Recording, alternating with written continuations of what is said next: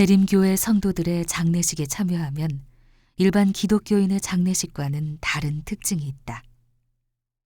그들의 장례식에는 영혼과 관련된 표현이 전혀 없다. 우선 그들은 흔히 사용하는 영안실이라는 표현을 쓰지 않는다. 대신 추모관이라는 단어를 쓴다. 천당이란 단어도, 무덤에 대한 높임말인 유택이라는 단어도 사용하지 않는다. 왜 그럴까?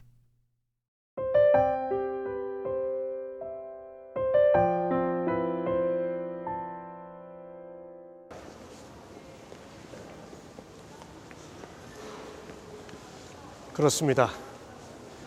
우리 재림교인들이 죽음 이후의 소망을 이야기할 때 늘 잠, 부활, 그리고 재림이라는 단어를 사용합니다.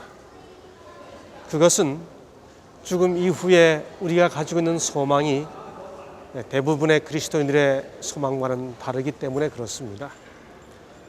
무엇이 다를까요? 첫째는 죽음 이후에 영혼이 살아있어 천국 혹은 지옥으로 간다고 생각하지 않습니다. 둘째는 악인들의 영혼이 영원히 살아있어 영원한 지옥에서 고통을 당한다고 생각하지 않습니다. 셋째는 비록 귀신이 있기는 하지만은 그 귀신이 죽은 자의 영혼이라고 생각하지 않습니다. 넷째는 의인도 부활하고 악인도 부활하지만은 의인은 부활하여 영생으로 돌아가고 악인은 영원한 고통이 아니라 영원한 죽음으로 들어가게 된다고 믿습니다. 한마디로 말하면 영혼의 불멸이 아니라 몸의 부활을 믿습니다. 통계에 따르면 현존 70억 인구 중 하루 약 10만 명이 죽어간다. 1초마다 5명이 죽는 것이며 1년에 4천만 명이 죽는 것이다. 우리의 심장이 뛰고 있는 이 순간에도 누군가의 심장은 영원히 멈추고 있다. 그렇게 죽는 것이 우리 모두의 운명이다. 그리고 인간은 누구나 죽음을 두려워한다. 저도 고등학교 때 죽음의 공포에 깊이 사로잡힌 적이 있었습니다. 1973년 고등학교 입학식하던 그해 1월에 어머니께서 돌아가셨죠. 저희 고등학교 생활은 어머니의 죽음과 함께 시작되었고, 시간이 지나가면서 어머니가 계시지 않다고 하는 그 무존재감이 저를 사로잡기 시작했습니다. 어느 날 문득 한밤중에 혼자 생각하니 어머니가 사라지신 것처럼 마침내 나도 사라질 것이고, 내가 가지고 있는 관계와 나만이 가지고 있는 추억과 나만이 가지고 있는 모든 생각이 이 땅에서 다 사라진다고 생각하니 그 공포감이 나를 짓눌렀습니다. 그래서 어느 날 밤 혼자 마당에 나와서 하늘을 쳐다보며 고함도 질러보았죠. 좀 더 세월이 지난 다음 1990년 3월에 아버지께서 돌아가셨을 때는 그분의 일기장을 보다가 한 3년 동안 정말 그 허무감에, 삶의 허무감에 힘든 시간을 보냈습니다. 아버님의 마지막 일기는 그분의 쓰러져가는 생명의 불꽃처럼 희미하게 남겨지면서 그 마지막 일기를 남기고 있었습니다. 우리의 삶이 결국 이렇게 희미하게 사라질 것이 아닌가 하는 생각에 참 힘든 시간들을 보냈습니다. 미국 버지니아주 리치몬드에 있는 한 묘비의 비석에는 이런 말이 새겨져 있다. 나의 친구여, 잠깐만 발을 멈추고 여기를 보라. 나도 한때는 지금의 당신과 같았다. 그러나 머지않아 당신도 나와 같아질 것이다. 그러니 나를 따라올 준비를 하라. 어느 날 한 여행객이 그리로 지나가다 그 글을 읽고 그 비석 위에 이렇게 적었다. 당신이 어디로 갔는지 모르는데 내가 어떻게 당신을 따라가겠소? 정말 죽으면 어디로 가는 걸까? 어떤 사람들은 재림교회가 이단인 이유 중 하나로 여전히 재림교회의 부활신앙 교리를 언급한다. 그래서 이 마지막 편에서 이 문제에 대해 왜 재림교인들은 대부분의 그리스도인들과는 달리 믿는지에 대해 말하려고 한다. 그렇습니다. 사람은 죽으면 어디에 가 있습니까? 재림교회는 그 해답을 성경에서 찾습니다. 성경의 주인공이신 예수께서는 나는 처음이요 나중이니 무릇 산 자라 내가 전에 죽었었노라. 볼지어다 이제 세세토록 살아있어 사망과 음부의 열쇠를 가졌다고 요한계시록 1장 17절 18절에서 말씀하셨습니다. 이제 성경에서 사망의 열쇠를 찾은 재림교회의 믿음을 하나씩 설명드려 보겠습니다.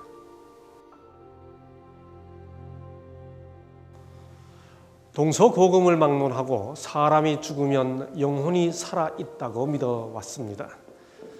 미라를 만든 것은 망자의 영혼이 언젠가는 돌아와서 육신과 만난다고 믿었기 때문이고, 제사를 지내는 것은 조상의 영혼이 살아있다고 믿었기 때문입니다. 그러나 이런 생각은 성경의 가르침과는 맞지 않습니다. 성경은 답안지 같다. 죽은 자의 영혼은 살아있는 것일까?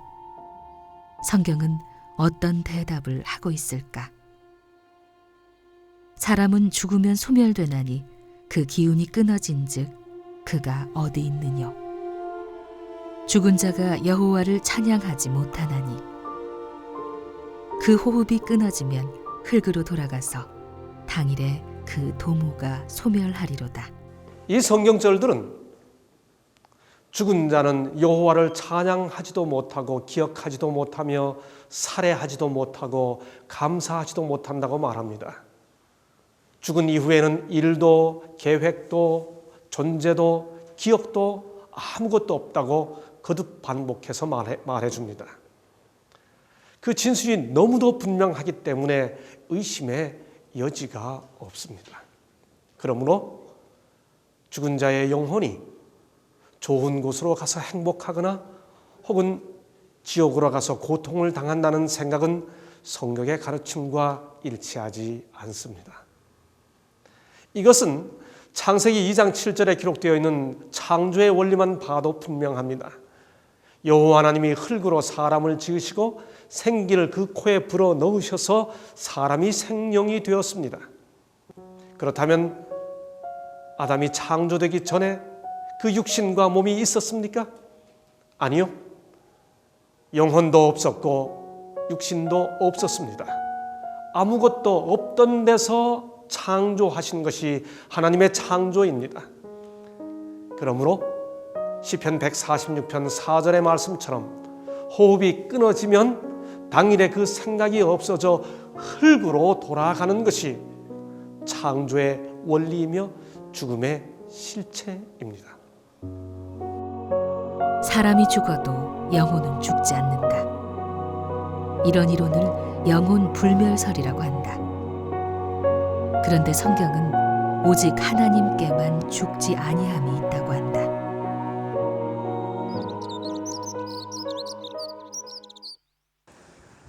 김상래 목사가 누님을 만나기로 했다. 오늘 함께 가야 할 곳이 있다. 같이 가기 전에 근처 교회에서 함께 이야기를 좀 나누려고 한다. 왔어요? 왔어요? 아유, 반갑네. 아이고. 어떻게 이롭고? 네. 오래 걸렸어요? 오늘 날씨가 아주 좋네. 매형도 같이 나와주었다. 그래. 부부는 강원도에 사는데 가깝지 않은 거리라서인지 평소에는 만나기가 쉽지 않다. 오랜만에 만난 세 사람은 반갑다. 성희 아빠, 네. 하나님은 아담과 하와가 선악과를 따먹으면 죽는다고 하셨는데 사단은 안 죽는다고 했어. 그러니까 하나님은 정령주의라고 했고 창세기 3장 4절에서 사단은 결코 죽지 아니하리라고 했는데 근데 사람이 죽는단 말이야. 사람이 죽는 현실 앞에서 결코 죽지 않겠다고 했던 그 말을 합리화시킬 수 있는 마지막 논리가 뭐냐 하는 거죠. 그때 할 수 있는 말이 몸은 죽어도 근데 영혼은 안 죽는다. 이렇게 하면 그 말이 되죠. 그러니까 결국 결코 죽지 아니하리라 했던 그 말이 영혼은 안 죽는다는 말의 최초의 기원이다. 이렇게 이해할 수 있는 거죠.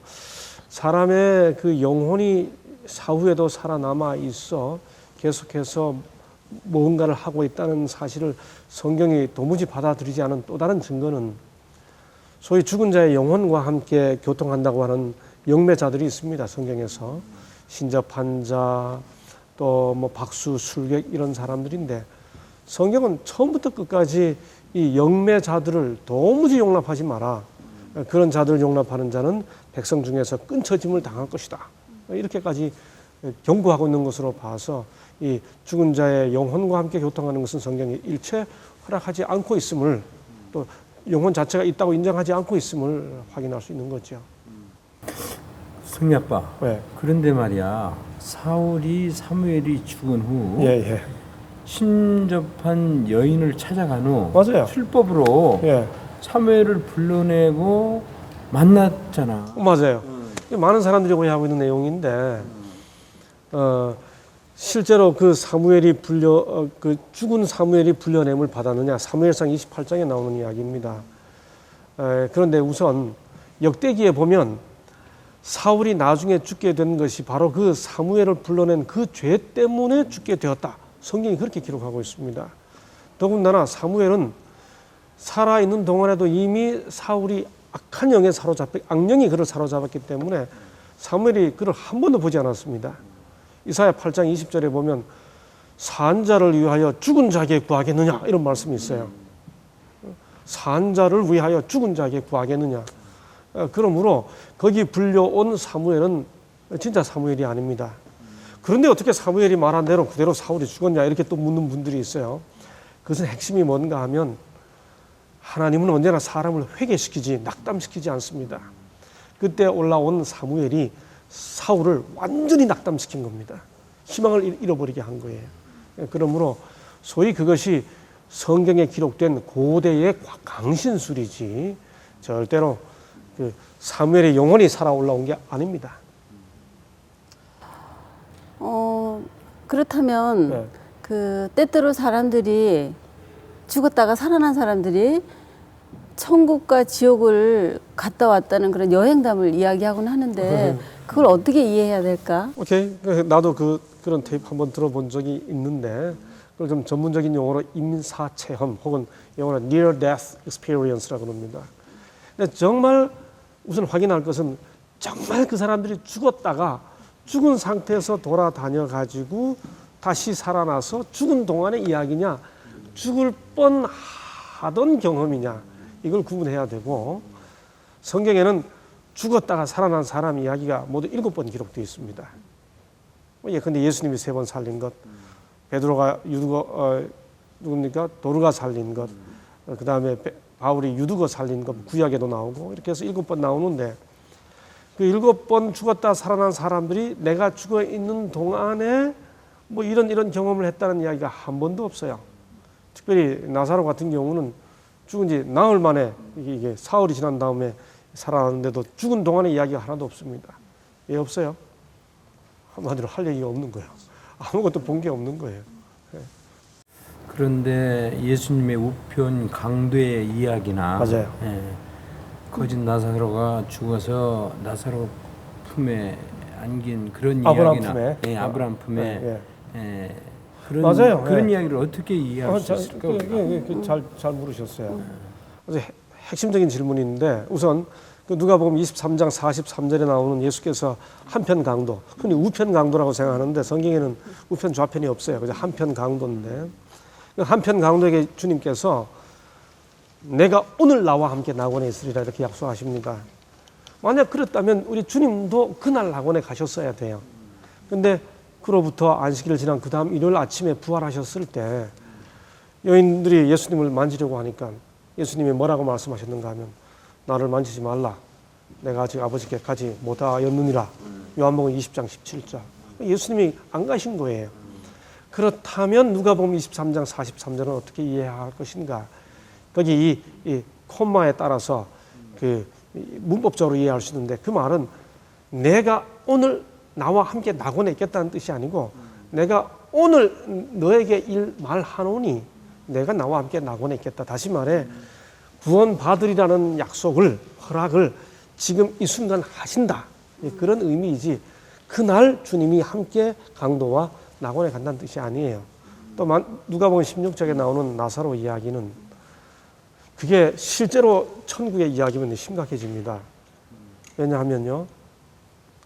우선 이 사람들이 영혼이 아니에요. 본문 읽어보면 손도 있고 손가락도 있고 혀도 있고 몸이 다 있어요. 근데 영혼이 무슨 몸이 다 있습니까? 두 번째는 이 사람들이 서로 두 번째 아브라함 품이라고 그랬어요. 이 천당이나 천국이 아니에요. 죽은 모든 사람이 다 아브라함 품에 갑니까? 이 문자적인 의미가 아니죠. 셋째는 이 두 사이의 사람들이 서로 주고 이야기도 할 수 있고 볼 수도 있는데 오고 가지를 못해요. 이게 지금 나사로와 부자 이야기니까 그럴 수 있겠다 싶지만은 이게 가족 사이라면 이게 어떻게 되겠습니까? 네? 아무리 이 땅에서 뭐 남편이 미웠다 할지라도 사랑하는 부부가 있는데 그 사랑하는 부부가 남편이 예수님을 모르고 죽을 수 있잖아요. 근데 아내는 아브라함 품에 있고 남편은 저기 있는데 내려다 보는데 물 좀 달라 그러는데 못 줘요. 그게 천국입니까? 그런 걸 가리켜 살아있는 주옥이기 때문에 생주옥이라고 그래요. 이건 비유입니다. 네. 누가복음 16장 읽어보면 예수님께서 하나님과 재물을 겸하여 섬기지 못한다 이런 교훈을 주셨어요. 그러자 이 말을 들은 바리새인들이 16장 누가복음 16장 이 비유 바로 서너 절 앞에 보면 바리새인들은 부자라 이를 듣고 비유권을 그렇게 말합니다. 그러니까 바리새인들이 왜 비웃었느냐? 재물과 하나님을 겸하여 섬길 수 없다는 말을 듣고 왜 비웃었는가 하면 그 사람들은 부자는 하나님께 축복을 받았다고 생각했고 축복을 받았기 때문에 당연히 내세도 보장되어 있다고 생각했어요. 그래서 예수님의 교훈을 비웃은 거예요. 그 비웃는 바리새인들에게 주님께서 부자라고 당연히 내세가 보장된 게 아니기 때문에 하나님 말씀 따라 순종해야 된다.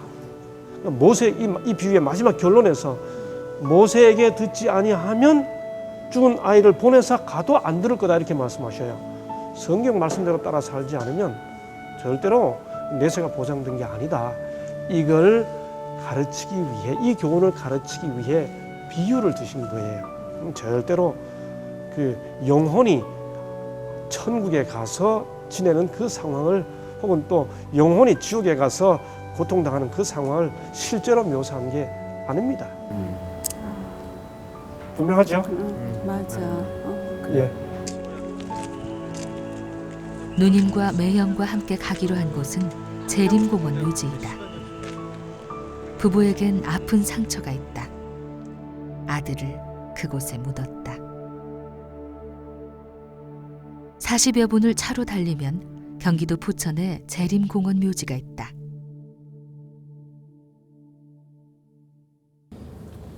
만일 사람이 죽은 이후에 의식도 없고 존재가 없다면은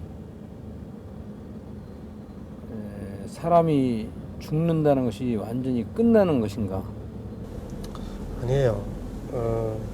영혼의 불멸을 믿지 않는다는 말이 소망이 없다는 뜻이 아니에요. 성경은 영혼이 불멸한다는 것을 말하는 것이 아니라 이 몸의 부활을 약속하고 있는 거죠. 고린도전서 15장 소위 부활장도 끊임없이 반복해서 말하는 게 몸의 부활에 대한 약속이거든요. 사실 오스카 쿨만이라는 신학자가 있습니다. 아주 세계적으로 유명한 신학자인데 그도 말하기를 영혼의 불멸인가 몸의 부활인가 이런 논문을 썼는데 그 논문에서 뭐라고 밝혔는가 하면 영혼의 불멸을 믿는 것은 헬라 사상으로 성경의 몸의 부활 사상과 맞지 않는다. 그게 그 논문의 결론이에요. 그러므로 성경이 그리스도인들의 그 죽음 이후에 대한 소망으로 주고 있는 성경의 약속은 부활입니다. 죽고 난 이후에 영혼이 계속해서 살아있다고 하는 것에 대한 약속이 아니고 몸이 부활한다 하는 거죠. 사실 뭐 매형이나 누나나 어려운 일을 겪어도 그 부활의 약속 때문에 지금 이기면서 사시는 거 아니에요? 아멘. 예. 인간은 너나 할 것 없이 죽기를 무서워한다. 그래서 역사적으로 모든 것을 가진 권력자들은 죽음을 이겨보려 했다.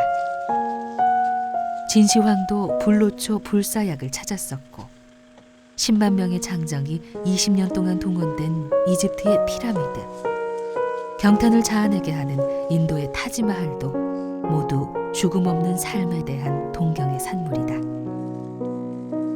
죽음을 해결하려던 권력자들은 거대한 무덤을 남겼지만 예수의 무덤은 작고 초라한 빈 무덤이었다.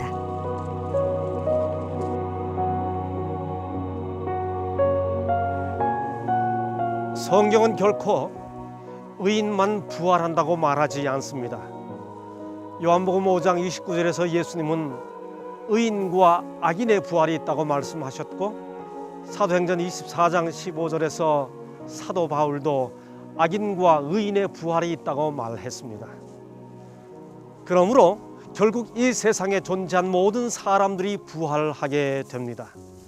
그러나 의인과 악인의 부활은 그 성질과 시기와 결과가 다릅니다. 의인의 부활은 생명의 부활이요 악인의 부활은 심판의 부활입니다. 의인의 부활은 예수님 재림할 때 있으며 악인의 부활은 그로부터 1000년 후에 있습니다. 의인의 부활은 그 부활의 결과 영생에 들어가지만 악인의 부활은 부활하여 둘째 사망에 이르게 됩니다. 아니 그렇다면 어차피 둘째 사망에 이르게 될 악인의 부활은 왜 부활합니까? 이유는 아담 때문에 모든 사람이 죽게 된 그 운명을 예수께서 해결하셨기 때문입니다. 예수의 죽음은 아담이 초래한 모든 죽음의 삭슬을 갚았고 예수의 부활에 근거하여 이 땅에 존재하는 모든 사람이 부활하게 됩니다. 오늘 우리가 이 땅에서 죽는 첫 번째 죽음은 아담이 초래한 죄 때문에 죽는 죽음이지만은 모두가 부활하는 것은 예수의 부활에 근거해서 모두가 부활하고 둘째 사망을 당하게 되는 그 죽음은 아담 때문에 죽는 것이 아니라 예수를 거절한 자기 죄 때문에 죽는 것입니다. 이 예수의 부활이 아담이 초래한 죽음을 완전히 해결했다. 예수께서는 말씀하셨다. 나는 부활이요 생명이니 나를 믿는 자는 죽어도 살겠고. 그러므로 둘째 사망은 용서를 받지 못해서가 아니라 용서를 거절했기 때문에 당하는 것입니다. 많은 사람이 묻습니다. 둘째 사망 불못이 무엇이냐고요. 요한계시록 20장 14절은 이렇게 말합니다. 사망과 음부도 불못에 던지우니 이것은 둘째 사망 곧 불못이라. 사망과 무덤이 던지우는 것이 둘째 사망입니다. 사망이 사망하는 것이 둘째 사망입니다. 사망이 끝나는 것이 둘째 사망입니다. 다시는 죽음이 없어진다는 의미입니다.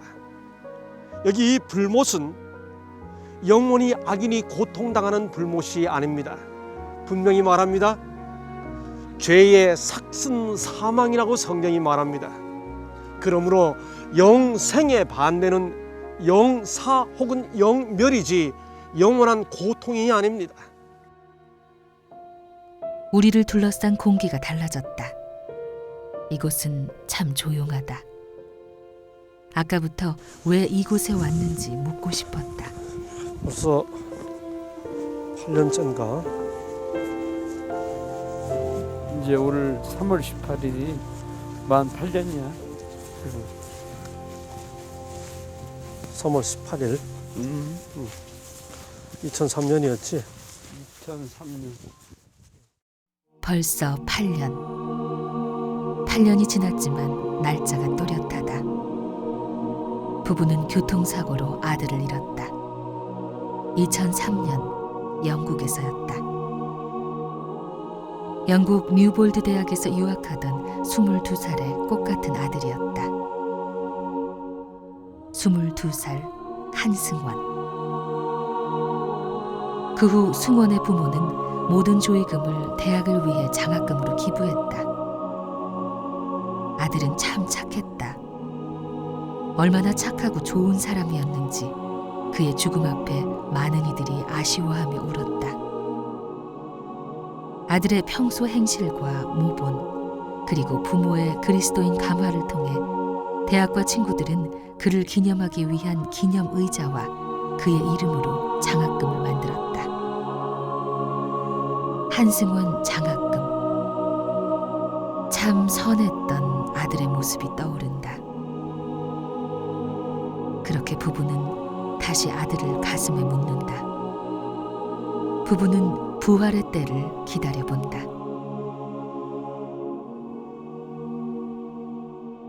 우리에게는 이런 소망이 있습니다. 나는 부활이요 생명이니 나를 믿는 자는 죽어도 살겠고 무릇 살아서 나를 믿는 자는 영원히 죽지 아니하리니 이것을 내가 믿느냐. 예수님의 이 질문이 우리 모두에게 던져지는 질문입니다. 우리 주님은 우리에게 부활의 생명을 약속하셨습니다. 이 성경의 약속이 모든 성경의 약속의 절정입니다. 이 아름다운 소망이 우리 모든 하나님을 사랑하고 우리 함께 더불어 살아가는 모든 이웃들의 약속이 되기를, 여러분의 것이기를 되기를 정말 간절히 소망해 마지 않습니다. 감사합니다.